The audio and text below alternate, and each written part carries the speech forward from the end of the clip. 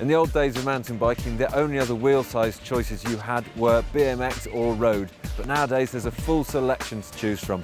And Cube have just brought out a new 29er, which their two top riders have really jumped at the opportunity of riding. Greg Callaghan has just won the last round of the Enduro World Series in Ireland, and his teammate Nico Lowe has also just won the Trans-Provence. So two very different styles of racing that they're both excelling on. So we thought we'd pop along here and ask what all the hype is about.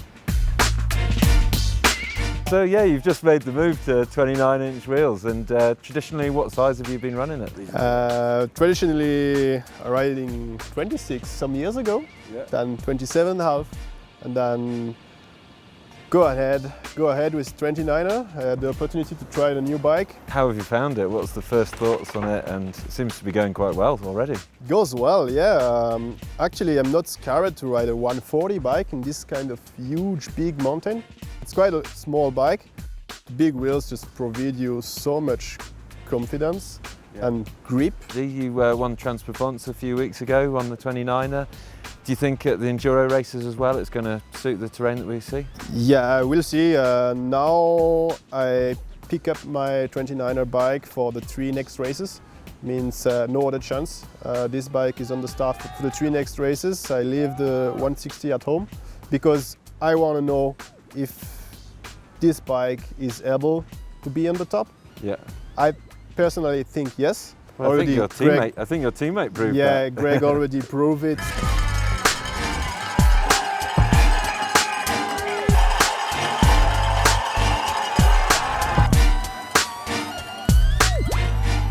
We're here in Thuile. Last round out you won, and that was your first outing on a 29er, so looks like these bikes are working well for you. Yeah. It kind of surprised me actually, to be honest. Like, it started out with, I'd raced in 2015 in Ireland on a 140 650 bike, and I felt like I needed a little more this year to push a bit further.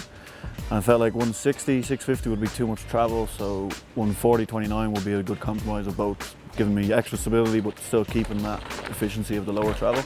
And originally it was a plan just for Ireland. Yeah. And then I came out, brought it to the Alps, brought both bikes to the Alps, and thought, right, let's try put the 29er in a situation where it's gonna have weaknesses and not be better. Yeah. And I couldn't do it, I couldn't fault it. So the biggest thing I find is the energy saving. Okay. Like, you can just stand on the bike and let it do its thing, and it'll just keep carrying speed, whereas on the 650 I feel like it's just a lot more work to get it moving and keep it moving, and yeah. So have you found any disadvantages to it? I can't say I have, no. Like, I always think jumps and tight corners would be the sort of areas that I'd be concerned about bigger wheels. That's the thing, on, like, yeah, like the theory is that at slow speed it is slower, but I find I don't slow down as much. You just like widen just out. faster all round. Yeah, honestly, like I find like I widen out my corners a little more, and I just carry speed the whole way through.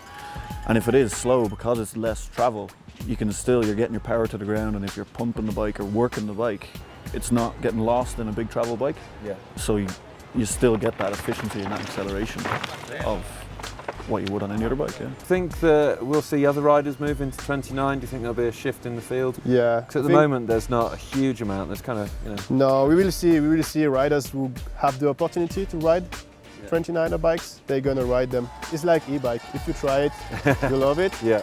29er is a little bit same kind of. If you try it with a good setup, with a good suspension setup and proper tires on it, you know, like proper race setup. Yeah. Just gonna love it. And so you think that development in the industry is a big thing? So maybe these bikes have kind of been around, but they've not quite been right up till now? Or? Yeah, and I think that's why people wrote them off as well, because 3 or 4 years ago, if you rode a 29er, it was probably an aggressive XC bike. Yeah. So the geometry wasn't right, and it just put people off the wheel size. Yeah. Whereas now you're getting enduro bikes with aggressive geometry, 29, and anyone who rides one loves it. Yeah. So yeah, I think they're going to be happening.